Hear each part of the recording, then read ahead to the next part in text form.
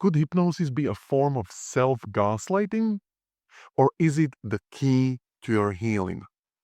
I want you to, for a moment, if you can, close your eyes and imagine that you are standing in your kitchen, and in front of you is a bright yellow lemon.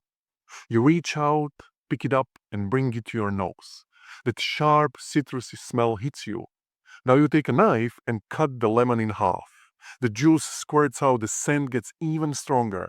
You pick up a slice, bring it to your mouth, and take a bite. Can you taste it? Can you feel the sourness on your tongue? Maybe even start salivating? But here's the thing, there is no lemon, there is no kitchen. You're just sitting where you are, listening to my voice. This is exactly how hypnosis works. Your brain doesn't know the difference between what is real and what is vividly imagined. Hi, my name is Matusz Hanidzia, and the topic of this video is hypnosis a form of gaslighting yourself? A person recently asked me, if hypnosis is about rewriting memories, isn't it just self-gaslighting? And that's a great question. I get why people might see it that way. But let's break it down. She shared her experience of being cut off by her family. She tried to make things better, but they had already moved on without her. Now, when she hears about rewriting painful experiences, it feels like pretending that her family was loving when they weren't, like erasing the truth. And I get that. But let me tell you about another client. She had spent decades feeling out of place, like she didn't belong. Through hypnotherapy and NLP processes, we traced this feeling back to a moment when she was just 3 or 4 years old. She was standing at the top of the stairs in the middle of the night, scared and alone. She wanted comfort, but when she went downstairs, she didn't get what she needed. That's when she formed a belief. I am alone. My needs won't be met. Fast forward to today, she is in her 50s, still carrying the belief. Through a powerful NLP process called reimprinting and hypnosis, we transformed that memory. Instead of an empty, scary room, she imagined it filled with warmth, love, and support. Instead of being alone, she saw all the amazing people she has met in life standing around her. Now, is that gaslighting or is it healing? See, the brain holds onto painful memories as a way to protect us. But sometimes the lessons we learn from those moments aren't true. They're just stories we have been telling ourselves maybe for years. Hypnosis doesn't erase reality. It helps us reinterpret it so we stop carrying pain that no longer serves us. And if this idea is already shifting something inside you and you are ready to rewrite the beliefs holding you back, I invite you to book a free clarity call with me. The link is in the description of the video. So, why does hypnosis work? The undeniable success of hypnosis and hypnotherapy is based on these 5 important pillars. Pillar number 1. The brain can't tell what is real and what is imagined. We just experienced that with the lemon, right? When we vividly imagine something, our brain and body respond as if it's actually happening. But this isn't just a cool trick, it has deep implications for how we experience life. Think about nightmares. You wake up sweating, heart pounding, completely shaken, because your brain thought the danger was real. Even though you were in safe bet, your body reacted as if you were running from a monster. Now imagine using that same mechanism for good. If your brain accepts imagined danger as real, it also accepts imagined safety, love, and empowerment as real. That is why revisiting old memories with a new perspective through hypnosis can create real emotional healing. Your nervous system doesn't care whether the event is happening now or in your mind. It reacts to what you focus on. That is why hypnosis works so well to change deep-seated beliefs and patterns. Pillar number 2. It focuses on the root cause, not the symptoms. Imagine you have a weed growing in your garden. You can cut off the top, but it'll grow right back because the root is still there. That's how most people approach self-improvement. They try to fix symptoms like procrastination, low confidence, or relationship struggles without realizing these are just branches of a much deeper root. That root is usually a core belief formed in childhood.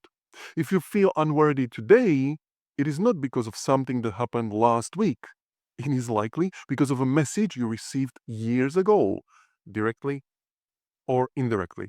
Maybe it was a teacher who dismissed you, a parent who was emotionally unavailable, or an early experience of failure that made you believe, I'm not good enough. Hypnosis allows you to go back to that moment when the belief was created, change how you perceive it, and replace it with a new, healthier belief. Instead of just cutting off the weed, we remove the root so the issue doesn't keep coming back. Now, if you are getting value from this video, please take a moment to subscribe to my channel and share this with someone who might benefit from the message of this video, because it will help to spread the message to the people who need it the most. Thank you very much. Let us talk about pillar number 3. Your brain first chooses what's familiar and only then what works best. This is huge. The brain is wired to take the path of least resistance. It's not about why we do things, it's about how we do things. Let's say you have been telling yourself, I always mess things up for 20 years. That thought is like a well-worn path in the forest. Every time you have a challenge, your brain automatically walks down the same path because it is familiar. Even if it makes you miserable, it feels safe because it is what you know. Hypnosis works by creating a new path, a new way of thinking that at first might feel unfamiliar, but the more you walk that path, the more natural it becomes. Over time, your brain chooses the new, empowering belief instead of the old, limiting one. And once it's familiar, it becomes your new automatic response. That's when transformation really sticks. Pillar number 4. The stories we tell ourselves shape our reality. You don't see the world as it is, you see the world as you are. Meaning, you see it through the lens of your past. Two people can have the same experience the same event, and walk away with completely different meanings. Let's say two kids are raised in the same strict household. One grows believing, my parents were controlling and I had no freedom. The other believes, my parents wanted me to be disciplined so I could succeed. Same childhood, different stories. Now, here is the important part. Most of the stories you tell yourself today about who you are weren't even written by you. They were written by your parents, society, past experiences, and even things you saw in movies or read in books. You were hypnotized into believing them. But here is the good news. If a belief was learned, it can be unlearned. Hypnosis helps you rewrite the story, not by lying to yourself, but by choosing a version that empowers you instead of limiting you. You are not changing the past, you are changing how you carry it now and into the future. Pillar number 5. We want to change, but often a part of us resists. Ever felt stuck between I want to change and I don't know why I keep doing this?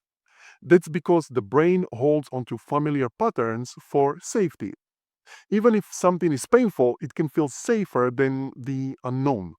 Think about an animal in a cage. If the cage door suddenly opens, it might not run out right away. Why? Because the cage, even though it's limiting, feels familiar. Stepping into something new feels uncertain, and uncertainty usually triggers fear. That's why so many people know what they need to do but don't do it. Logically, they want to change, but emotionally, they are held back by an invisible resistance.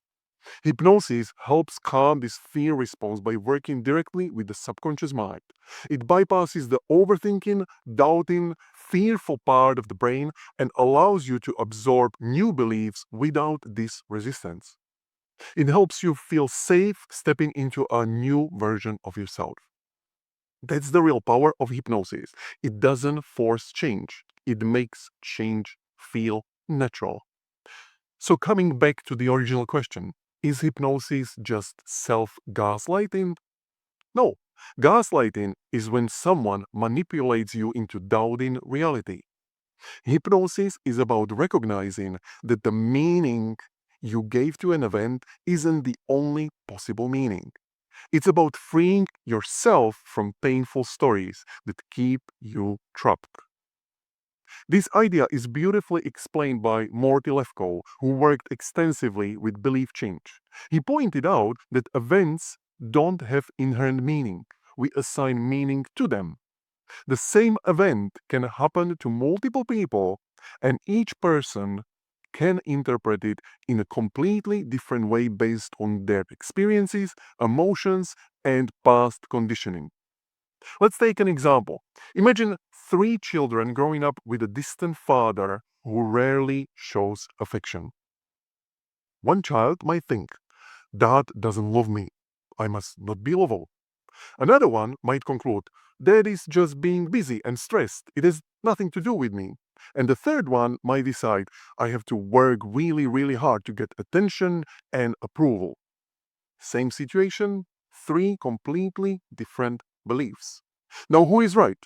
The truth is, there is no objective meaning to what happened, only the meaning each child assigned to it.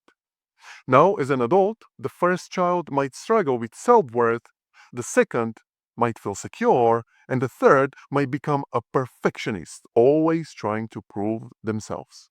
But here's the key, their reality today isn't shaped by the event itself, it is shaped by the meaning they gave the event. Hypnosis helps you go back to these moments and recognize, hey, maybe the meaning wasn't the only possible truth. It's not about pretending something bad didn't happen. It's about realizing that your interpretation of it isn't set in stone. You have the power to choose a different perspective, one that empowers you instead of keeping you stuck. And that is not gaslighting, that is freedom. You will still remember what happened. You are not erasing anything, but instead of carrying the pain forever, you get to choose a new way to see yourself. So, what do you think? Do you believe that hypnosis can benefit you in your specific situation? Please let me know in the comments below, and don't forget to subscribe for more videos like this. Thank you very much for watching.